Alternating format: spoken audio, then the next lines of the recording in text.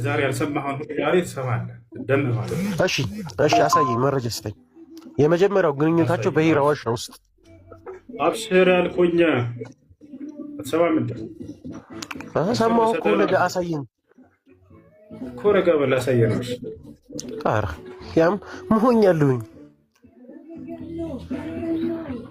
ሜት አድርግ ነው የተባልከው። ይኸውልህ ላውጣልህ ነው። ሜት አድርግ።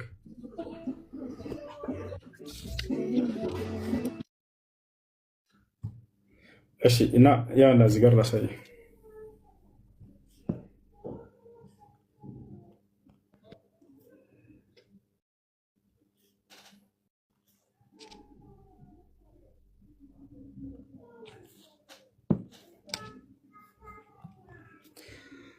እሺ ያው እና የመጀመሪያ የወረደው ምዕራፍ ማን ነው? እቅራ አንብብ አንብብ አንብብ አንብብ አንብብ።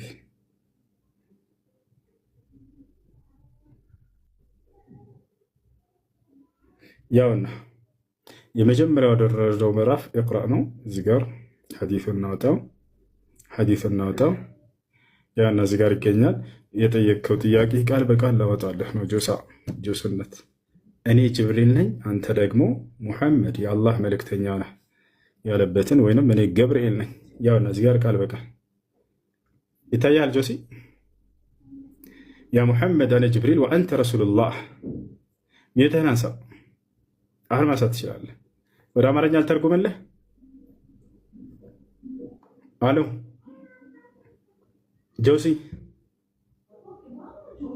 ጆስነት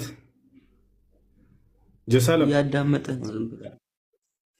አይ በቃ እንደሱ ከሆነ ያውና እዚህ ጋር ወደ አማርኛ ልተርጉምልህ ቃል በቃል ያውና ጅብሪል ሙሐመድ ሆይ አንተ የአላህ መልእክተኛ ነህ፣ እኔ ደግሞ ጅብሪል ነኝ ብሎ የተናገረበትን ያውና እዚህ ጋር ላሳያችሁ። ወደ አማርኛ ልቀይርላችሁ። ያውና ወደ አማርኛ ልቀይርላችሁ። ይህን ቃሉ ወስጄ ያውና እዚህ ጋር ላስቀምጥላችሁ። ጆስ አንብባት እስኪች ምን ትላለች? ጆስነት ያሽ ለማንኛውም የት አድርጎ እያዳመጠ ይመስለኛል። ምን ይላል ይሄ? ሙሐመድ ሆይ እኔ ገብርኤል ነኝ፣ አንተ ደግሞ የአላህ መልእክተኛ ነህ። ቃል በቃል ይህን እኮ ያለው ሁለተኛው ግንኙነቱ ላይ ነው። ሁሴን ሁለተኛው ላይ ነው የሚለውን እና ትልቁ ላይ ነህ። ክፈት ማስረጃ። ያላ ማስረጃ ልንገረህ። ላላ አትንገረኝ። ክፈት ነው የተባልከው ጆሲ። እኔ እነግርሃለሁኝ እንጂ ቃል በቃል ልንገርህ። ራስም ታውቀዋለህ። ሰው ነሽ የሸወርክ አትኑር። በእናትህ ያስጠላብሃል። ጆሲ ለባክህን ይኸውልህ እንዲህ አይነት ቃላቶች ሰክሰህ አትኑር። ሁሴን ይኸው ሰክሰህ ሳይሆን አስተምረህ ኑር። ጆሲ ሰክሰህ አክብሬህ እየተናገርኩህ ነው። ትልቁ ላይ ነህ። ከፍተህ ሁለተኛው ላይ ነው የሚለውን አሳየን። ችግር የለውም። ወላሂ በራሱ ጊዜ ነው የወጣው። ማንም ያላስወጣውን እያየህ ነው። በራሱ ጊዜ ተመልሰህናና ሁለተኛው ጊዜ ላይ ነው የሚለውን አሳየን። ከመጀመሪያው ጀምሮ እንደሆነ አሳይሃለሁ። ደንግጠዋል። ምክንያቱም ጠይቅ ትችላለህ። ይሄ ቃል ሰምተውት አያውቁም። እኔ ጅብሪል ነኝ፣ አንተ ሙሐመድ መልእክተኛ ብሎት አያውቁም። በደንብ ብሎታል። አየሽ፣ ጥያቄ ምንድን ነው? ደጀኔ ቀጥል። አላህ መስማት የማይችሉትን እና መናገር የማይችሉትን ገነት ይገባሉ? ይወዳቸዋል? እሺ መልሱን አዳምጥ። መልስ ምናምን አትበል። መጀመሪያው ተናገረ እንዴ? እሺ መስማትና እሺ በቃ ልመልስልሽ። እና ታዲያ ጥያቄ ጠየቅኩህ እኮ መልስ እንመልስልህ መስሎኝ ልመልስልህ ስላልኩኝ አዳምጥ። መጀመሪያ ወይ ጀነት ይገባሉ ወይ አይገቡም ነው መልሱ። መጀመሪያ መስማትና መናገር የማይችሉ ሰዎችን አምላክ አላህ ሱብሓነሁ ወተዓላ አይቀጣቸውም። በከሃዲ ቤተሰቦች ላይ ተወልደው ቢያድጉም እና ቢኖሩም እንኳን ማለት ነው። ገብተዋል። አምላክ አላህ አይቀጣ አይደለም።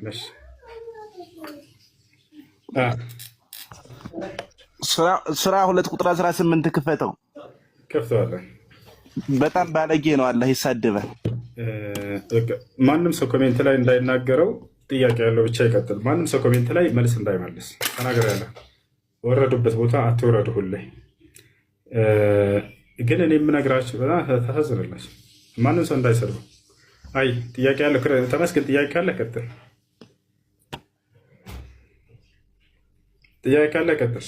የጋኔኖችን ምዕራፍ ማን የጻፈው? የጋኔኖች ምዕራፍ የጻፉት ስለ ነቢ ሰለላሁ ዐለይሂ ወሰለም ሰሓቦች ናቸው። ማስረጃ ስታይ እሰጥሃለሁ፣ ችግር የለም።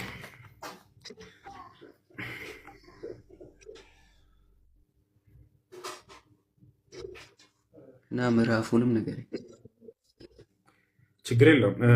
የነቢ ስ ላ ስለም ሰሓቦች ለነቢ ስ ላ ስለም ገልጠተ መለኮትን ስንጽፍ የነበር ነው። እኛ ነን ያሉበትን እንዳም ነቢ ስ ላ ስለም ቃል በቃል እንጻፍ ያሉበትን ሁሉን አሳየህ ነው። ቁርአንን ሲጽፍ እንደነበር ራሱ የተናገሩበትን ላሳየህ። ከነቢ ስ ላ ስለም የምሰማውን ሁሉ እንጽፍ ነበር እያሉ አብደላህ ብን ዑመር ከጻፉት መካከል አንደኛው እርሱ ነው። አብደላህ ብን ዑመር እና ያውና ማስረጃ እዚህ ጋር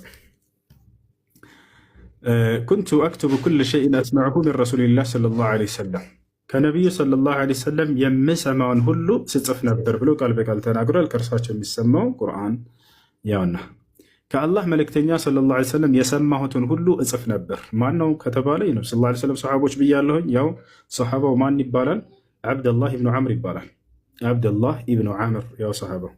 ሌላም ሲጽፉ የነበሩ ሰሓቦች ቁርአንን ላሳየህ እችላለሁ። ኩንቱ አክቱቡ አልወሕየ ሊረሱሊላህ ሰለላሁ ዐለይሂ ወሰለም ለነቢ ሰለላሁ ዐለይሂ ወሰለም የጋኔኖችን ምዕራፍ ነው ያልኩ። የጋኔኖች ምዕራፍ ምንድን ነው? ቁርአን አይደል እንዴ? እኮ ሁሉንም የጻፉት አንድ ናቸው እንዴ?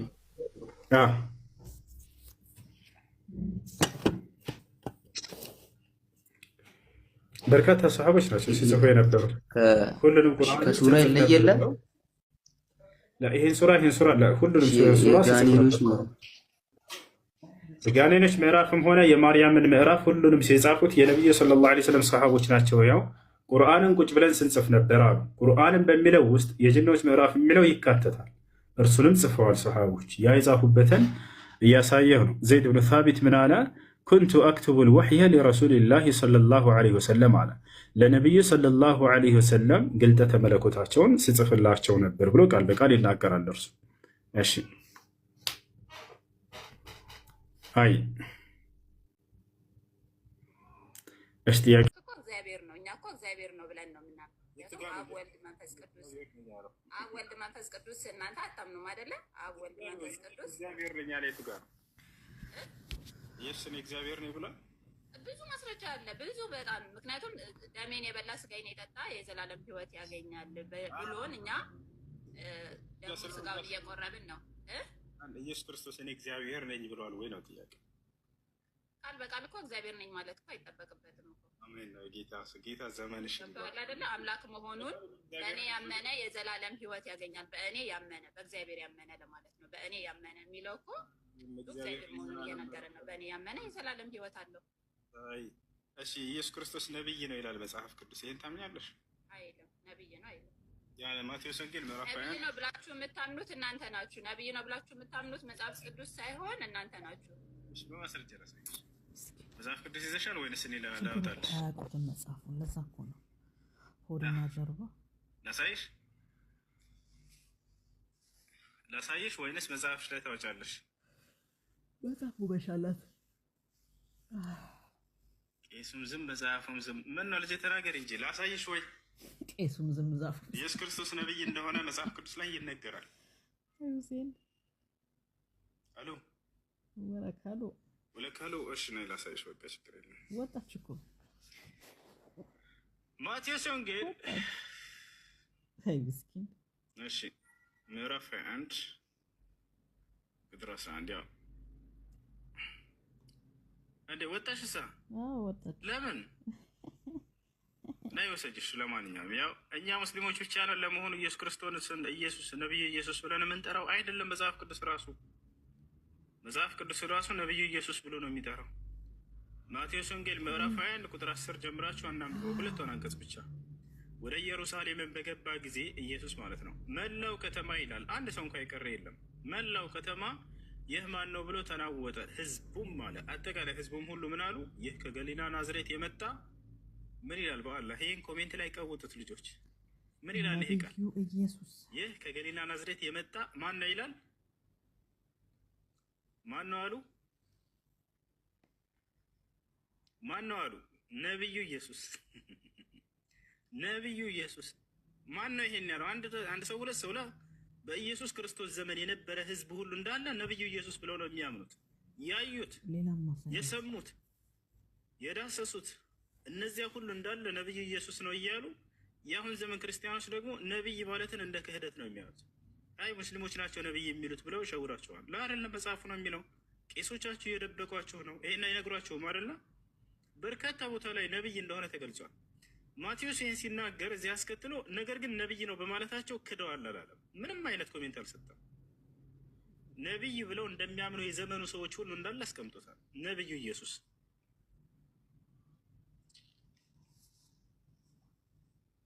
ስለዚህ ኢየሱስ ክርስቶስ ነብይ ነው። እኛ ሙስሊሞች ብቻ ሳንሆን ምንድነው መጽሐፋቸው ነው። ግን የገዛ መጽሐፋቸውን ይደብቁ። ያ አህለ ኪታብ ሊመ ተልቢሱነ አልሐቅ ቢልባጢል ወተክቱሙነ አልሐቅ ወአንቱም ተዕለሙን ያለው አላህ ለዚህ ነው። እውነትን እያወቃችሁ ለምን ትደብቃላችሁ ይላቸዋል። አዎ ነብይነቱን አይነግሯቸውም፣ እናውቃለን። አንድ ቄስ በአደባባይ ተነስቶ አንድ ፓስተር በአደባባይ ላይ ተነስቶ ነብዩ ኢየሱስ እንደማይል እናውቃለን። ነገር ግን መጽሐፉ ይላል ነብዩ ኢየሱስ እያለ ነው። ነብይ ነው የሚለውን የሙስሊሞች ብቻ እምነት አድርገው ሰብከዋቸዋል። መጽሐፋቸው የገዛ መጽሐፋቸው ነው ነብይ የሚለው። ከነብያቶች መካከል አንድ ነብይ ነው እያመለካቸው ያላችሁት። ነገ የትንሣኤ ቀን ይሄ ነብይ እኔን አምልኩኝ አላልኩም ብሎ ከአምላክ ፊት በሚመሰክርባቸው ጊዜ ምን እንደሚወጣቸው አላውቅም። ከወዲሁ መልሳቸውን አዘጋጁ። መሲሁ ከአምላኩ ፊት በሚቆም ጊዜ የትንሣኤ ቀን አንተ ነብይ ነህ እንድትመለክ እኔ ልኬ ያለሁኝ ወይ ሰብክሃለሁ ያምልኩኝ ብለህ ተብሎ ይጠይቃል። ይዛ ወኢዝ ቃለ አላሁ ያ ዒሳ ብነ መርየም አአንተ ቁልተ ሊናስ ኢተኺዙኒ ወኡሚየ ኢላሀይን ሚን ዱኒላህ ቃለ ሱብሓነክ ማ የኩኑ ሊ አን አቁለ ማ ለይሰ ሊ ቢሐቅ ኢን ኩንቱ ቁልቱሁ ፈቀድ ዐሊምተህ ተዕለሙ ማ ፊ ነፍሲ ወላ አዕለሙ ማ ፊ ነፍሲክ ኢነከ አንተ ዐላሙል ጉዩብ ይላል። አላህ የትንሣኤ ቀን ነቢያትን ሁሉ እያስነሳ ለትውልድህ ልኬህ ነበር አድርሰሃል ብሎ ይጠይቃቸዋል። ፈለነስአለነ አለዚነ ኡርሲለ ኢለይሂም ወለነስአለነ አልሙርሰሊን ይላል። የተላኩላቸውም ህዝቦች ይጠየቃሉ። ነቢይ እከሌ ልኬላቸው ነበር መጥቶላችኋል ብሎ ይጠይቃቸዋል አላህ። የዛኔ መሲሁ ተራው ይደርሳል። አላህ ስብሓነሁ ወተዓላ መሲሁን ይጠራዋል። እርሱ በተለየ መልኩ ነው የሚጠየቀው። ለምን? የተመለከው ብቸኛው ነቢይ እሱ ነው። እነ ኢብራሂም እነ ሙሳ ሌሎቹ እርሱ ግን ተመልኳል። ስለዚህ አላህ እሱን ይጠራውና ህዝቦቹንም ያመለኩትን ህዝቦች እንዳለ ከፊቱ ያቆማቸዋል። ወኢዝ ቃለ አላህ ያ ዒሳ ብነ መርየም አአንተ ቁልተ ሊናስ ኢተኺዙኒ ወኡሚየ ኢላሀይን ሚን ዱኒላህ ይለዋል። አንተ ዒሳ ሆይ፣ አንተ ኢየሱስ ሆይ ለመሆኑ አንተ ከእኔ ከአላህ ውጭ አንተን እንዲያመልኩ ሰዎችን ሰብከሃል ይለዋል። ቃለ ሱብሓነክ ይላል። ተመልከቱ ስርዓቱ። የአላህ ስብሓነሁ ወተዓላ ማንነት ነው የሚያሳስበው ከራሱ ማንነት በላይ። አይ እኔ አላልኩም ብሎ አይደለም የሚጀምረው። የሚገርማችሁ መጀመሪያ ስለ አምላኩ ይናገራል። ቃለ ሱብሓነከ አምላኬ አላህ ሆይ ጥራት ይገባህ በመጀመሪያ ይላል። አንተ ማንም አጋር የለህም ብሎ ይጀምራል። ከዚያ በኋላ ምን ይላል? ማ የኩኑ ሊ አን አቁለ ማ ለይሰ ሊ ቢሐቅ ለእኔ የማይገባኝን መለኮትን እንድመለክ በፍጹም እኔ ልሞግት አይቻለኝም ይላል። አላደረኩም ይሄን ይላል። ኢን ኩንቱ ቁልቱሁ ፈቀድ ዐሊምተህ ብየውም ከሆነ በእርግጥም አወቅከው ይላል። ተዕለሙ ማ ፊ ነፍሲ ወላ አዕለሙ ማ ፊ ነፍሲክ በእኔ ውስጥ ያለውን ሁሉ አንተ ታውቃለህ፣ በአንተ ውስጥ ያለውን ግን ላውቅ አይቻለኝም ይላል። ኢነከ አንተ ዐላሙል ጉዩብ አንተ የሩቅንና ድብቅ ነገራትን ሁሉ የምታውቅ የሆንክ አምላክ ነህና ይላል። ከዚያ ወደ ህዝቦቹ ይዞራል። ማ ቁልቱ ለሁም ኢላ ማ አመርተኒ ቢህ ይላቸዋል። አንተ እንድናገራቸው እንዳደርስላቸው ያዘዝከኝን ቃል እንጂ ሌላ ላልኳቸውም በፍጹም ይላል። አንተ የሚያዘዝከኝ ለእነዚህ ሰዎች እንዳደርስላቸው እኔ አዕቡዱላህ ረቢ ወረበኩም የእኔንም ጌታ እናንተንም ጌታ የሆነውን አላህን ተገዙ የሚል ቃል ብቻ ነው ያደረስኳቸው ብሎ ይመሰክራል። ይሄ ነው ወኢነ አላህ ረቢ ወረብኩም ፈዕቡዱህ የኔም የእናንተም ጌታ አላህ ነው እርሱም በብቸኝነት ተገዙ ነው ያለው። አዎ በርካታ ተአምራትን አድርገዋል። ያ ግን የመለኮትነት ባህሪ አይደለም። አዎ በድንግልና ተወልዷል። ማንም ወንድ ማርያምን ሳይገናኛት ይሄ የመለኮትነት ባህሪ አይደለም። አዎ ወደ ሰማይ አርጓል። ይሄ ማድረግ ግን የመለኮትነት ባህሪ አይደለም። እንደው በዛ ከተባለ ትልቅ ልታደርጉት የምትችለው ከሌሎች የተለዩ ነገራቶችን አድርጓል ነው ከነቢያቶች። በቃ ችግር የለውም። ከነቢያት ልታስበልጡት ትችላላችሁ እንደ ራሳችሁ ግንዛቤ። ማን ነቢይ ያለ እንዲህ ያደረገ ብላችሁ ሰው አወዳድሮ እንዴት ነው ስለዚህ አምላክ ነው ወደሚለው ድምዳሜ የሚሄደው? እሺ ማን ነቢይ እንዲህ ያደረጋለ ይሏቸዋል። እንዲህ አይነት ስራዎችን እያነሱ ችግር የለውም። እሺ የለም እና ምን ይሁን ምን ይጠበስ? እሺ ከነቢያቶች በላይ ነው አድርጉት፣ ችግር የለውም። እሺ ነገር ግን ወደ መለኮት ለምን ከፍ ይደረጋል? ሰውና ሰው አወዳድረ እኔ ነቢዩ መሐመድ ሰለላሁ ዐለይሂ ወሰለም የሰሩትን ስራ አንስቼ ይህን ስራ ማን የሰራለ ብዬ ጠይቅህና የለም ከተባለ ስለዚህ አምላክ ናቸው አያስኬድም። እንደዚህ በቃ ከነዚህ ነቢያቶች ተሻለ ነው፣ አለቀ። ሌላ ነገር አይደለም። ፍጡር የፈለገ ነገር ቢሆን ወደ ፈጣሪነት ከፍ አይልም። ጽድቁ ለራሱ ነው፣ ይጸድቃል፣ ከፍ ይላል፣ አለቀ። ሲቀጥል የሚያደርጋቸውን ስራዎች ሁሉ የአምላኩ እንደሆነ ተናግሯል። ከአምላክ የሆኑ ብዙ ስራዎችን አሳየኋቸው፣ ስለ የትኛው ትወግሩኛላችሁ ብሎ ተናገረ። ታቸዋል በአምላክ መንፈስ አጋንንትን አስወጣለሁኝ አለ። ይህ ነው ተአምራቱንም ሲያደርግለት የነበረው አምላኩ እንደሆነ ራሱ ተማሪዎች ይናገራል። የሐዋርያት ሥራ ምዕራፍ 2 ቁጥር 22 ላይ ምን ይላል? ጴጥሮስ ራሱ ሲናገር አዩሃ ሪጃል ልእስራኤልዩ እስመዑ ሃዚህ ልአቅዋል የሱዕ ናስሪ ረጅሉን ቀድ ተበርሀነ ለኩም ምን ቅበል ላህ ቢቁዋትን ወዐጃኢብን ወአያት ሰነዐሃ አላሁ ቢየዲህ ይላል። እናንተ የእስራኤል ሰዎች ሆይ ይህችን ንግግሬን ስሙ አለ ጴጥሮስ። የእስራኤል ሰዎች አለ፣ ሌላ ሰው ኢትዮጵያውያን አላለም። ለእስራኤል ነው የተላከው። ይሄን ስለሚያውቁ ነው ለእስራኤል ሰዎች ብለው ትኩረት አድርገው የሚናገሩት።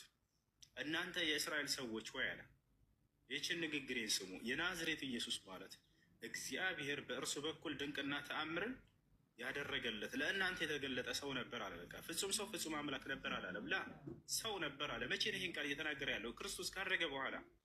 አይ በምድር ላይ ያለ ነው ሰው የተባለው እንዳትል አድርገውም ራሱ ሰው እያሉ ነው የጠሩት።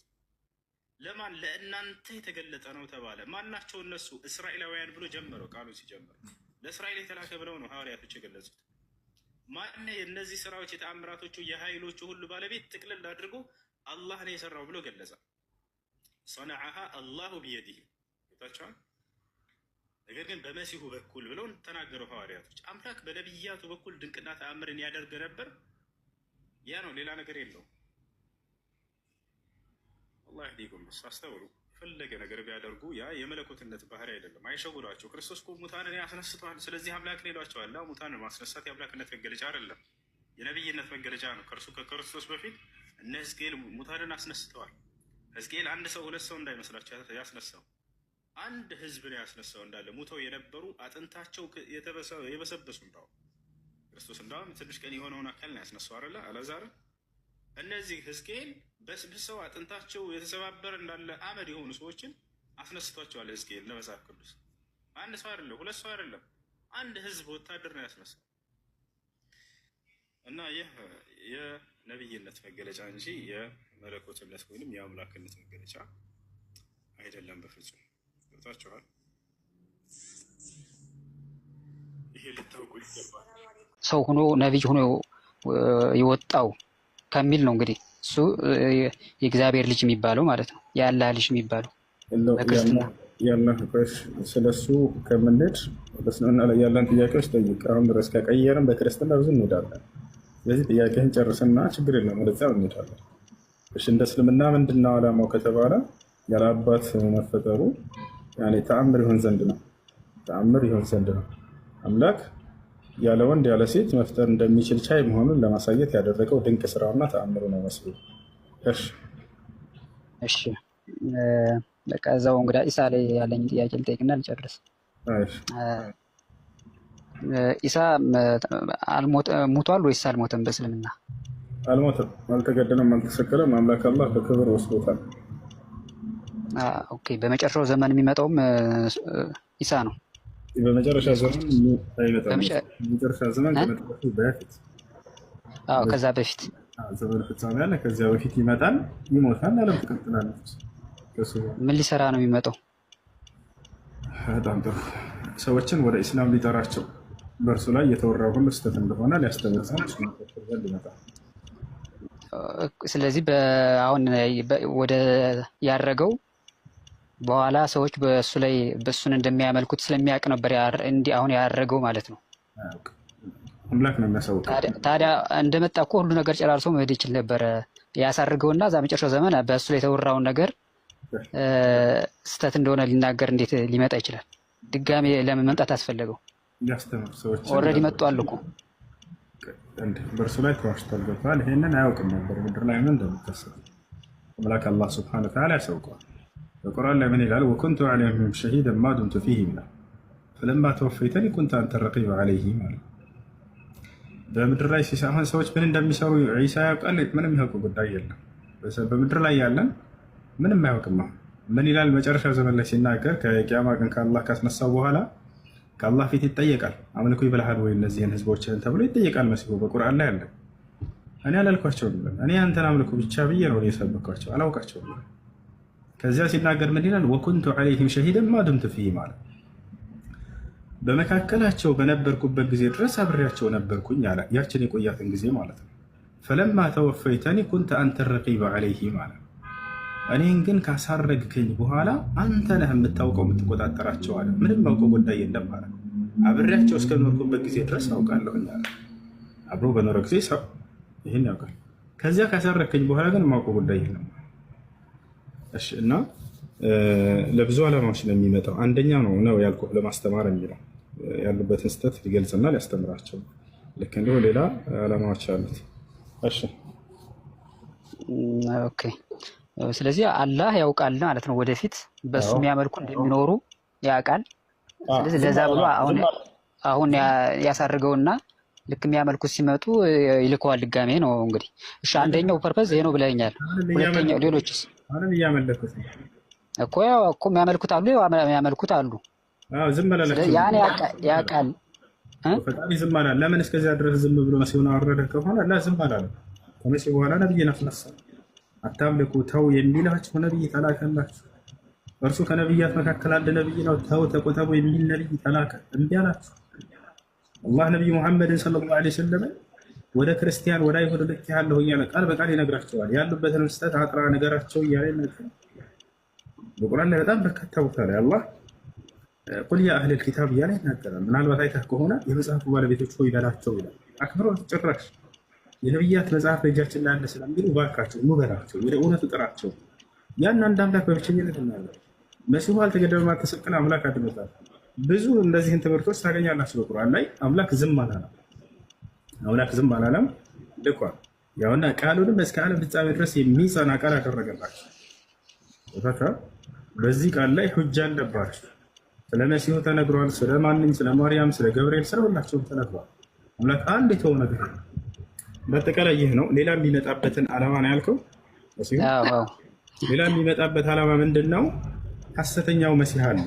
አሁን እዚህ ጋር በጣም የሚገርመኝ አምላክ ጥበብ አለ፣ የሚገርመኝ ማለት ነው። እሱ ምንድን ነው? እንደምታውቀው አይሁዴዎች እውነተኛውን መሲህ አንቀበልም ብለው አስተባብለዋል አይደለ? አልፋ ነገር ግን እስካሁን እየጠበቁ ይገኛሉ። ታውቃለህ፣ መሲሁ ይመጣልናል ብለው ማለት ነው። ያንን እየጠበቁ ነው ያሉት። ያን እውነተኛውን መሲህ አምላክ ለምን እንዳዳነው ለምን እንደሚያወርደው ይሄ ፓርት ነው በጣም የሚገርመው ማለት ነው። እና ሐሰተኛው መሲህ በሚመጣ ጊዜ ዘመኑ ፍጻሜ ላይ አይሁዶች ለእኛ የተላከው መሲህ ይሄ ነው ብለው የሚቀበሉታል አሉ። ነብዩ ሰለላሁ ዐለይሂ ወሰለም ትንቢት እየነገሩ መሲሆች ማነው አይሁዶች እየጠበቁ ይገኛሉ እስካሁን። የኽሩጅ ደጃል አሉ ትንቢት ሲናገሩ ሚን አርድ ኹራሳን ፈየትበዑሁ 70,000 የሁዲ ወዐላ ሩኡሲሂም አጠያሊስ አሉ። የዘመኑ ፍጻሜም ላይ ሐሰተኛው መሲህ ይነሳል አሉ። የዛኔም እንደተነሳ አይሁዶች ይከተሉታል ይቀበሉታል አሉ። ነብዩ ሰለላሁ ዐለይሂ ወሰለም ለእኛ ቃል የተገባው መሲህ ነው አሉ። ለምን ይሄን ተቀበሉ? ለምን ያን እውነተኛውን መለሱ? አይሁዶች መሲሁ ሲባል ጊዜ እነሱ የጠበቁት ምን አይነት መሲህ ነበር? ንግስናንና ስልጣንን ለምደዋል። በዳዊት በሰለሞን በሙሴ ለምደዋል አይደል? የበላይነትና ነብይነትን በዚያው እና እነዚህን እንደዚያ የመሰለ ምድራዊ ስልጣንን የሚያቆናጥጣቸው መሲህ ይጠብቁ ነበር። ነቢዩላህ ዒሳ ሲመጡ ጊዜ ስለ ቀጣዩ ዓለም ብቻ ነው የሚሰብካቸው። ሲያዩት ስለ ቀጣዩ ዓለም ብቻ፣ ሲያዩት ስለ ቀጣዩ ዓለም ብቻ። ለእኛ ቃል የተገባው መሲህ ነው፣ ስለዚህ አንቀበልም አሉ። የዛን ሐሰተኛው ለምንድን ነው የሚቀበሉት? ሐሰተኛው ደግሞ እኔ የዚህ ዓለም ገዥ ነኝ ብሎ ነው የሚነሳላቸው። ለእኛ ቃል የተገባው ከእርሱ ጋር ሆነን ዓለምን የምንገዛ የሆነው መሲሁ ለእኛ ቃል የተገባው ይሄ ነው ብሎ ይቀበላሉ አይደል? አምላክ አላህ ሱብሓነሁ ወተዓላ የዛኔ ወዲያው እውነተኛውን መሲህ ያወርደውና የበላይነት ፈልገውበት ያለውን ሐሰተኛውን መሲህ በእውነተኛው መሲህ በዚያ እንቀበልም ባሉት በእውነተኛው መሲህ ፍጻሜ ያደርገዋል። ሂድና ደጃልን ግደል ይለዋል። አይሁዶች በቃ ትንቢቱ ተፈጸመልን እውነተኛውን መሲህ ያገኘን ብለው ሲዋርቁ ያንን የመለሱትን እውነተኛውን መሲህ አላህ ከሰማይ ያወርድና በእርሱ እጅ የዛን የሐሰተኛውን መሲህ ፍጻሜ ያደርገዋል። ያንን የሚገድለው ማን? ነቢዩ ሙሐመድ ሰለላሁ ዐለይሂ ወሰለም መሆን ነበረባቸው? ላ አይደለም። አብርሃም መሆን ነበረበት? ላ የሚያያዘው ከእውነተኛው መሲሁ ጋር ነውና፣ ስለዚህ ለዚህ ነው አላህ ያስቀረው የዘመኑ ፍጻሜ ላይ ያንን ሐሰተኛውን መሲህንም እንዳጠፋ የወሰነው ለዚህ ነው። ነቢዩ ሙሐመድ ሰለላሁ ዐለይሂ ወሰለም ሐዲስ ላይ ይህን ትንቢት እየተናገሩ እያለ ለው ኸረጀ ወአነ በይነ አዝሁሪኩም ለከፈይቱኩም ዐንሁ አሉ። እኔ በመካከላችሁ እያለሁ ሐሰተኛው መሲህ ቢነሳ እኔ በቃችሁ ነበር አሉ። አየህ፣ ያጠፉት ነበር። እኔ በቃችሁ ነበር፣ ማንም እርሱን አይጋፈጥም፣ እኔ ብቻ በቃ ነበር አሉ። እስከ ዘመኑ ፍጻሜ ድረስ መቆየትንም ተሰጥተው ነበር ወይ? አዎ ተሰጥተው ነበር። ሐዲስ ላይ ኢነላሀ ኸየረ ዐብደን በይነ አልበቃኢ ፊ ዱንያ ወበይነ ማ ዐንደላህ ፈኽተረ ማ ዐንደላህ አሉ። እነሆ አምላክ አላህ አስመረጠኝ እስከ ዘመኑ ፍጻሜ ድረስ በህይወት መቆየትን ወይንም ደግሞ ወደ ቀጣዩ ዓለም መሸጋገርን። እኔስ ምድራዊ ህይወት በቃኝ፣ ወደ ቀጣዩ ዓለምን መሸጋገር መርጫለሁኝ አሉ። ይህ ነው በአጠቃላይ መሲሁ የሚመጣበት ሌላኛው ዓላማ ይህ ነው። ሌላኛው መሲሁ ሐጅ ያደርጋል። እንግዲህ ነቢያቶች ሁሉ ወደ መካ በመሄድ ሐጅ ያደርጋሉ። ነቢያችን ሰለላሁ ዐለይሂ ወሰለም ይህን ተናግረዋል። መሲሁ ግን የዛኔ ሐጅ አላደረገም ነበር። ሐጅ ያደርጋል ወርዶም ብለው ተናገሩ። ይህንም ይፈጽም ዘንድ ከነቢያቶች እርሱ እንዳይቀር አምላክ አላህ ሱብሓነሁ ወተዓላ የሐጅን ስርዓት ይወፍቀዋል። ወዳው ደጃልንም እንደገደለ ቀጥታ ወደ መካ በመሄድ ሐጅ ያደርጋል አሉ ነቢያችን ሰለላሁ ዐለይሂ ወሰለም። የንዚሉ ዒሳ ብን መርየም ፊ አኺሪ ዘማን ፈየሑጁ በይተላሂል ሐራም ወየዕተሚር አሉ። የዘመኑ ፍጻሜ ከመድረሱ በፊት መሲህ ወደ ምድር ይወርዳል፣ ሐጅንም ይሰራል፣ ዑምራንም ይሰራል። ታዩታላችሁ።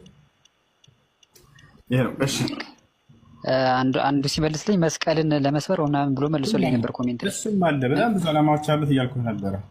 መስቀል የምን መስቀል? በእርሱ ላይ የተሰቀለበት የተባለውን መስቀል በእርሱ ላይ የተዋሸበትና የተቀጠፈበትን ስህተት ያርመዋል። ስህተት ነው፣ እኔ አልተገደልኩም አልተሰቀልኩም ብሎ ልክ በቃል በቁርአን ላይ እንደሚገኘው ያለው እውነታ ያስተምራቸው። የዛኔ በዘመኑ ሰዎች ይቀበሉታል ወይ? አዎ፣ የምድር ሰው ሁሉ አማኝ ይሆናል፣ ለእርሱም ይተዳደራሉ። መሲሁ የዓለም ንጉስ ይሆናል፣ የዓለም አስተዳደር ይሆናል። የሚመራችሁም በእኔ ትምህርት ነው አሉ ነቢ ሰለላሁ ዐለይሂ ወሰለም። በቁርአንና በሐዲስ ያስተዳድራል። ነቢያችን ሰለላሁ ዐለይሂ ወሰለም ዩሽኩ አሉ አየንዚለ ፊኩም ዒሳ ብን መርየም ሐከመን ሙቅሲጣን አሉ። ፍትሃዊ መሪ ሆኖ በመካከላችሁም ይወርዳል አሉ። ዓለምን ህዝብ እርሱ ነው የሚመራው። እኛ ነቢያትን የምናከብር ትውልዶች ነው። ነቢይ ከመጣ እሱ ነው የሚመራ። ጭራሽ እንዳውም በዚያኔ በሚመጣ ጊዜ አሉ ሶላት ልትሰግዱ ቀርባችሁ ይደርሳል አሉ። ሲወርድ ጊዜ መሲሁ በመላእክ ታጅቦ ነው የሚወርደው ብለው ነቢ ሰለላሁ ዐለይሂ ወሰለም ነግረውናል። መልአክ ከግራና ከቀኙ አጅበውት ይወርዳል ብለው ተናገሩ። ከወረደም በኋላ ወደ ኢየሩሳሌም ቀጥታ ያቀናል። ወደዛች ወደ አስተማረበት ሀገር ላይ ይሄዳል። ወደ ኢየሩሳሌም ከሄደ በኋላ ወደዛ ይገባል። ለመስገድም ተዘጋጅታችሁ ሳላችሁ የዛኔ ይመጣል ይደርሳል አሉ። ይህን ትንቢት እየነገሩን ስለወደፊቱ ወላሂ ምን ያክል እንደሚወዱት ማለት ነው። መሲሁን ምን አሉ? መን አድረከ ሚንኩም ዒሳ ብን መርየም ፈሊቅረእሁ ሚኒ ሰላም አሉ። አደራ የዛኔ ከእናንተ ከትውልዶቼ የማርያምን ልጅ መሲሁን ያገኘ የእኔን ሰላምታ ያንብብለት አሉ። ሰላሙ አለይኩም ብለውሃል። ሙሐመድ አጊተውታል፣ ሰላም ብለውታል፣ ሰላምታ ተለዋውጠዋል። በሰማይ ላይ አላህ አገናኝቷቸዋል። ይህን ሐዲስ ላይ ተቀምጧል። ሶሒህ ሙስሊም 162 ላይ። ያም ቢሆን ግን ስለወደፊቱ እየተናገሩ ይህን ቃል ይናገራሉ። አደራ ትውልዶቼ ስታገኙት ሁላቸውም የእኔን ሰላምታ ለመሲሁ አድርሰዋል። በሌላ ሐዲስ ላይ አነ አውለ ናሲ ቢዒሳ ብን መርየም ፈለይሰ በይኒ ወበይነሁ ነቢይ አሉ። የማርያምን ልጅ ዒሳን ከእኔ በላይ ማንም የሚወደው የለም አሉ። አንደኛ ከማንም በላይ የምወደው እኔ ነኝ ብለው ተናግረዋል። በእኔና በእርሱ መካከልም ነቢይ የለምም ብለው ተናገሩ። እና ትንቢቱን እየተናገሩ እያለ ነቢ ሰለላሁ ዐለይሂ ወሰለም ስለወደፊት ስለመምጣቱ ወደ መስጅድ በሚገባ ጊዜ የዛኔ እናንተም ታገኙታላችሁ የዛኔም ትሉታላችሁ አሉ። መሪው እንደሚል የሚያሰግራቸው ሙስሊሞችን በሰዓቱ ተቀደም ያ ነቢይ አላህ ይላል። አንተ የአላህ ነቢይ ሆይ ተቀድመህ አሰግደን ትሉታላችሁ።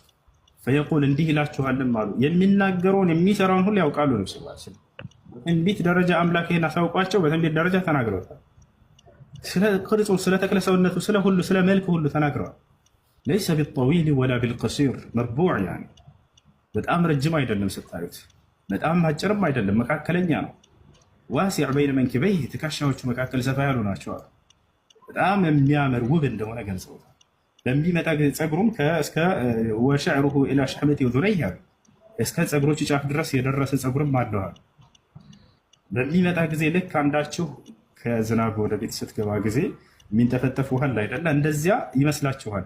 የእርሱ ግን የዛን የወርቅ ቅብ የመሰለ ነገር ከዚህ ሲንጠፈጠፍ የሚመስል ይታያችኋል። ለይሰ ቢልአሕመር በጣም ቀይ አይደለም፣ ወለይሰ ቢልአብየድ በጣም ነጭ አይደለም፣ መካከል ላይ ያለ ሰው ነው። የዛኔ በሚመጣ ጊዜ ምን ትሉታላችሁ? አሰግደን ትሉታላችሁ። ወየቁሉ ለኩም አሉ፣ እርሱ ግን እንዲህ ይላችኋል አሉ ኢነሃ ኡቂመት ለኩም ይህ ሶላት ለእናንተ ነውና ኢቃማ የተደረገ እናንተ አሰግዱ ይላቸዋል። ነቢይ ነው ግን ትውልዶች እንዲያሰግዱት ይፈቅድላቸዋል። ምን ያክል ተዋضዕ ያለው የተናነሰ ይሆናል ራሱን ከፍ ከፍ የማያደርግ ለሌሎች ዝቅ የሚል ነቢይ መሆኑን ያሳያል። ይሏቸዋል አይ እኔ መሪ ነኝ እኔ ነኝ የምመራህ ላላላ እንደዛ ይሄ ሙተዋضዕ ለሌሎች የተናነሱ ናቸው ነብያቶች። አይ ለእናንተ ነው ኢቃማ የተደረገው እናንተ አሰግዱ ይላቸዋል። ያቺ የመጨረሻ ማሰገድ ነው ለነብዩ ሰለላሁ ዐለይሂ ወሰለም ትውልዶች። እዚያ በኋላ የትውልዱን መምራትን ስርዓት መሲሁ ነው የሚቀበለው፣ እሱ ይቀበላል። ልክ ሰግዶ እንደጨረሰ ወየኽሩጁ ወየጥልቡ ደጃል አሉ። ከዛ ሰግዶ እንደጨረሰም ሐሰተኛውን መሲህ ፍለጋ ይወጣል አሉ። ደጃል ሐሰተኛው መሲህ እየመጣ እውነተኛው መሲህ ከመስጂዱ እየወጣ ይገናኛሉ አሉ ነብዩ ሰለላሁ ዐለይሂ ወሰለም። ፈዩድሪክሁ ያገኘዋልም አሉ። ፈየዙቡ ደጃል ከማ የዙቡ ልሚልሕ አሉ ነብዩ ሰለላሁ ዐለይሂ ወሰለም። ሐሰተኛው መሲህ እውነተኛውን መሲህ በሚያየው ጊዜ ያውቀዋል አሉ። ወዲያውም ልክ ጨው ውሃ ውስጥ ሲገባ እንደሚቀልጥ እንደሚሟሟ የዛኔም ሐሰተኛው መሲህ እውነተኛውን መሲህ በሚያይ ጊዜ ይቀልጣል ይሟሟል አሉ። ፈየርጅፍ ይርገፈገፋል። ፈየህሩብ አሉ ነብዩ ሰለላሁ ዐለይሂ ወሰለም ለማምለጥም ይሮጣል አሉ። ፈየቁሉ ለሁ ዒሳ ዒሳ እንዲህ ይለዋል ላ ተህሩብ ምኒ ኢነ ሊየ ደርበተን ዐለይክ ይለዋል። ከእኔ አትሸሽ ከእኔ አታምልጥ ይለዋል። ለእኔ በአንተ ላይ አንዲት ምት አለችኝና አላህ ይወሰነልኝ ከዚያች አታመልጥም አትሸሽ ይለዋል። ፈየትበዑሁ አሉ ነብዩ ሰለላሁ ዐለይሂ ወሰለም ይከተለዋል የተወሰነ ፈየድሪቡሁ ፈየቅትሉሁ ቢደርበትን ዋሒዳ አንዲት ምት ብቻ ይመታዋል፣ በዚያች በአንድ ምት ይፈጽምበታል። ከዚያ በኋላ እርሱን ከጨረሰ በኋላ ምን ያደርጋል? ቀጥታ ስራው ምንድነው? ወደ ሐጅ ስራ ይሄዳል። የሐጅ ስነ ስርዓቱን ከጨረሰ በኋላ ወየድዑ ናሰ ኢላ ዲኒላህ አሉ ነብዩ ሰለላሁ ዐለይሂ ወሰለም ሰዎችንም ወደ አላህ ዲን ወደ ኢስላም ይጣራል አሉ። ወላ የብቃ ፊ ዘማኒሂ ኢላ ልኢስላም አሉ በእርሱ ዘመን ኢስላም እንጂ ሌላ ምንም ሃይማኖት አትቀርም ምድር ላይ። አጠቃላይ የምድር ሰዎች የዛኔ ያምናሉ። አላህ በቁርአን ላይ ይህን ይናገራል። ወኢን ሚን አህሊ ልኪታብ ኢላ ለዩእሚነነ ቢሂ ቀብለ መውቲሂ ይላል። የመጽሐፉ ባለቤቶችም እንኳን አይኖሩም የዛኔ እርሱ ከመሞቱ በፊት የሚያምኑ ቢሆን እንጂ በእውነተኛው እምነት እያለ ይናገራል። ያምናሉ አለ። የዛኔ ታዲያ አምላክ ምን ያደርጋል? ነቢያችን ሰለላሁ ዐለይሂ ወሰለም የመሲሁን አገዛዝ ጊዜ ገለጹት። ጸጋ የሚትረፈረፍበት ጊዜ ከአዳም ጀምሮ እስከ ዓለም ፍጻሜ የዛኔ ነው አሉ። ለምን? ምክንያቱም የዛኔ የምድር ሰው ሁሉ አማኝ ይሆናል፣ ለአንድ አምላክ ብቻ ይገዛል። አንድ ከሃዲ ምድር ላይ አይኖርም የዛኔ። ወላ የብቃ ፊ ዘማን ፈዩህሊኩ ላሁ ልሚለል ፊ ዘማኒሃ አሉ ሰለላሁ ዐለይሂ ወሰለም። በእርሱ ዘመን አጠቃላይ እምነቶች ሁሉ እንዳለ ይጠፋሉ፣ ለአንዱ አምላክ ብቻ የሚገዙ ይሆናሉ። የዛኔ የጸጋውን መትረፍረፍ ሲገልጹ ነቢያችን ሰለላሁ ዐለይሂ ወሰለም ጸጋ መትረፍረፍ ብቻ አይደለም፣ በጣም ፍቅር እንደሚሰፍን ተናግረዋል። ሀታ የሚናደፉ እንስሳቶች መናደፋቸው እንደሚያቆሙ ተናግረዋል። ፈረስና ምንድነው አህያና ነብር በአንድ በላይ የሚበሉበት ጊዜ ይሆናል። በአንድ ላይ አንዱ ሌላው ላይ ተንኮልን የማያስብበት ዘመን ነው። ፍቅር ይሰፍናል፣ ጸጋ ይሰፍናል አሉ። ወየፊድ ልማል አሉ መሲሁ የዛኔ መንግስት ነው፣ አስተዳደር ነው፣ መሪ ነው። የዛኔ ገንዘብንም ያትረፈርፋል፣ ይለቃል ለትውልድ አሉ። አንድ መሪ ፍትሃዊ ከሆነ ስለ ራሱ የማያስብ ስለ ምድራዊ ጥቅም ጣጣ የሌለው ከሆነ እውነተኛ መሪ ከሆነ ለህዝቦቹ ጸጋ በጸጋ ያደርጋቸዋል። መሲሁ የዛኔ ፈዩፊድ ልማል ገንዘብንም ሁሉ ያትረፈርፋል፣ አንድም ድሃ ምድር ላይ አይኖርም አሉ። በሌላ ሐዲስ ላይ ነቢያችን ሰለላሁ ዐለይሂ ወሰለም የእሱን ዘመን ሲገልጹ ምን አሉ? ተሰደቁ ቀብለ አን የእቲ ዐለ ናሲ ዘማኑን የኽሩጁ ረጁሉ ቢሰደቀቲሂ ወየኽሩጁ ኢላ በይቲሂ ወለም የቅበልሁ አሐዱ ሚነል ፉቀራእ ከማ ቃለ ነቢዩ ሰለላሁ ዐለይሂ ወሰለም። ነቢያችን ሰለላሁ ዐለይሂ ወሰለም ምን አሉ? ሰዎች ሆይ ምጽዋትን አድርጉ አሉ፣ ለድሃዎች ለግሱ። የሆነ ጊዜ በሰዎች ላይ ከመምጣቱ በፊት አሉ፣ በዚያም ጊዜ ሰዎች ሰደቃ ምጽዋት ለማድረግ ለድሃ ለመስጠት ገንዘባቸውን ተሸክመው ይሄዳሉ።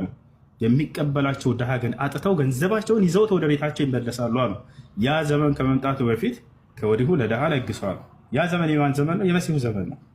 ጸጋ በጣም ይትረፈረፋል እና ያ ነው የአምላክን ህግና ስራ ከጠበቁ ትውልድ እርሱ ጸጋ እንደሚያትረፈርፍ ቃል ገብቷል። አላህ በቁርአን ላይ ሲናገር ወለው አነ አህለል ቁራ አመኑ ወተቀው ለፈተሕና ዐለይሂም በረካት ሚነ ሰማይ ወልአርድ ይላል። የዚች ዓለም ሰዎች በእኔ በአላህ ቢያምኑና እኔን ቢፈሩ የእኔን ህግጋት ቢከተሉ በረከትን ጸጋን ከሰማይ በረከትን ከምድር ባወጣሁላቸው ነበር እያለ ይናገራል። በመሲሁ ዘመን አጠቃላይ ሰዎች የአምላክን ህግና ስርዓት ይከተላሉ። በመሲሁ በኩል የሚያስተዳድርባቸውም ህግና ስርዓት የነቢዩ ሙሐመድ ሰለላሁ ዐለይሂ ወሰለም ህግና ስርዓት ነው። መሲሁም በዚያ ከሚተዳደሩት ከሚያስተዳድሩት መካከል አንደኛው ይሆናል እና የዛኔ ጸጋ ሁሉ ይትረፈረፋል። መሲሁ የሚቆየውን ቆይታ ቆይቶ እንደ ማንኛውም ሰው ፍጻሜ አለው፣ ይሞታል። ለማሉ ነብዩ ሰለላሁ ዐለይሂ ወሰለም የዛኔ ይሞታል። ፈዩሰላ ዐለይሂል ሙስሊሙን ሙስሊሞችም ይሰግዱበታል አሉ። አንድ ሰው ከሞተ በኋላ ሶላተል ጀናዛ የሚባል አለ። በዚያ ሰው ላይ እንደምንሰግደው በእርሱም ላይ ትሰግዱበታላችሁ ብለው ተናገሩ። ከዚህ ዓለም ትክክላለ። ድጋሜ ከመጣ በኋላ ኢየሱስ ሚስት አግብቶ ልጆች ይወልዳል። ይሄ ነገር አልተገለጸም። አንዳንድ ሰዎች እንደዚህ ይላሉ። ሙስሊም ነን የሚሉ ሰዎች እንደዛ አይቼ ነው ስላየው ነው የጠየኩሽ። እሺ ሌላ አንድ የመጨረሻ ጥያቄ ልጠይቅና የመጽሐፉ ሰዎች ስትል ሰምቻለሁ። የመጽሐፉ ሰዎች ማለት አይሁዶችን ነው? አይሁዶችና ክርስቲያኖች? የመጽሐፉ ሰዎች ይላል። መጽሐፉ ሰዎች ለሁለት ከፍለው ያያቸዋል ሰዎች።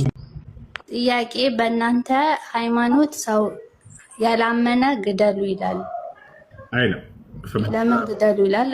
ያላመነን ግደሉ አይልም። አላህ ሱብሓነሁ ወተዓላ ፈመን ሻአ ፈልዩሚን ወመን ሻአ ፈልየክፉር ይላል። የተሳደበ ነብይን ራሱ የተሳደበ ነብዩ መሐመድን ራሱ የተሳደበ ግደሉ ይላል ሃይማኖት። የቱ ጋር ነው የሚለው? እሱን አመጣልሃለሁ። እሺ አሳይ፣ ችግር የለም። ሌላኛው ጥያቄ ደግሞ አራት ማግባት በእናንተ ይቻላል? አራት ነው? አራት። እሺ የመጀመሪያውን አትጨርሽም? አራት ማግባት ይቻላል እና ቁርአን መጀመሪያ ለማን ነው የወረደው? እሺ የመጀመሪያውን እንጨርስ። መጀመሪያ የቱ ጋር ነው እንደሱ የሚለው ነው መሐመድን የተሳደበ ግደሉት የሚለው? ትንሽ ጠብቀኝ። አየሽ እስከዛ ድረስ እኔ ሰላም አለይኩም እያወራሁ ነው። አንዴ ወንድሜ ይተፈታለሽ። እስከዛ ድረስ አንዴ እቺ ልጋብዝሽ። እሺ በቃ እስክትመለሽ ድረስ አንዴ እቺ ልጋብዝሽ። ነይ እሰይ እቺ ምን ትላለች መሰለሽ? እግዚአብሔርን የሚሰድብ ይገደል ይላል እግዚአብሔር። ያው የእግዚአብሔር ቆይ ሜታ አድርገው የሙሴ ህግ ነው። እኔ የጠየኩት ስለ ቁርአን ነው። በአዲስ ኪዳን እንጂ የምመራው በሙሴ ህግ በብሉይ ኪዳን አይደለም የምመራው። ገባህ? ሜታ አድርገው አንዴ ቆይ የእግዚአብሔርን ስም የሚሰድብ ፈጽሞ ይገደል ይላል። ያ እግዚአብሔር የሰደበኝን ግደሉልኝ እያለ ነው። ስለዚህ እግዚአብሔርን የሰደበ ነው ይገደል። አላህና መልእክተኛውን የሰደበ ይገደል። እኔ በቅድሚያ የጠየኩ ስለ ቁርአን ነው። ሲቀጥል ደግሞ ይሄ የብሉይ ኪዳን ነው። እኔ በብሉይ ኪዳን አልመራም ማለት በአዲስ ኪዳን እኔ አንቺ ትመሪያለሽ አትመሪም ሳይሆን አዳምጪ። ይህን ህግ ማን ያወረደው? ይህን ህግ ማን ያወረደው? አሎ ኔቱን አንሺው። ይህን ህግ ማን ነው ያወረደው? የማርያም እኔ ስለ ብሉይ ኪዳን ምን አገባኝ? ኦኬ እነሆ ትጸንሻለሽ ወንድ ልጅንም ትወልዳለሽ ስሙንም አማኑኤል ትለዋለች የሚለውን ትቀበያለሽ? ብሉይ ኪዳን ላይ ያለውን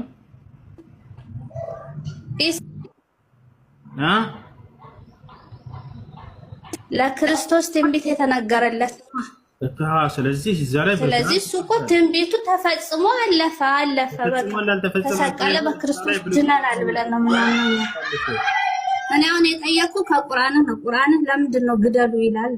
አይልም ካልከኝ ደግሞ ሰሞኑን ራሱ እፎይ ላይ የሞት አዋጅ ያወጃችሁበት ማለት ነው ቁርአን ስለሚፈቅድልን፣ ለዛውም ከቁርአን አውጥቶ ስለተናገረ አምጭና ሳይል በቃ ትልቁን ያድርግሽ እውነቱን ስለተናገረ ማለት ነው። ሳውጭና ሳይልና ቶሎ እኔ ግን አሳየሁሽ። ያው እግዚአብሔር እኔን የሚሰድብን ግደሉት እንዳለ ይሰየፋል። እግዚአብሔርን የሰደበ ሰው ትልቁ ላይ ነሻን አውጭና ሳይን። እሺ ሰይ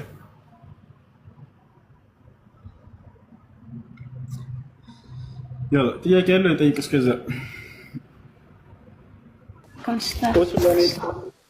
ወአለይኩም ሰላም። አፈን ወንድሜ ልጠይቅና ትጠይቃለህ። እኔ ባለትዳር ነበርኩና ስመለስ አስገባኝ። እሺ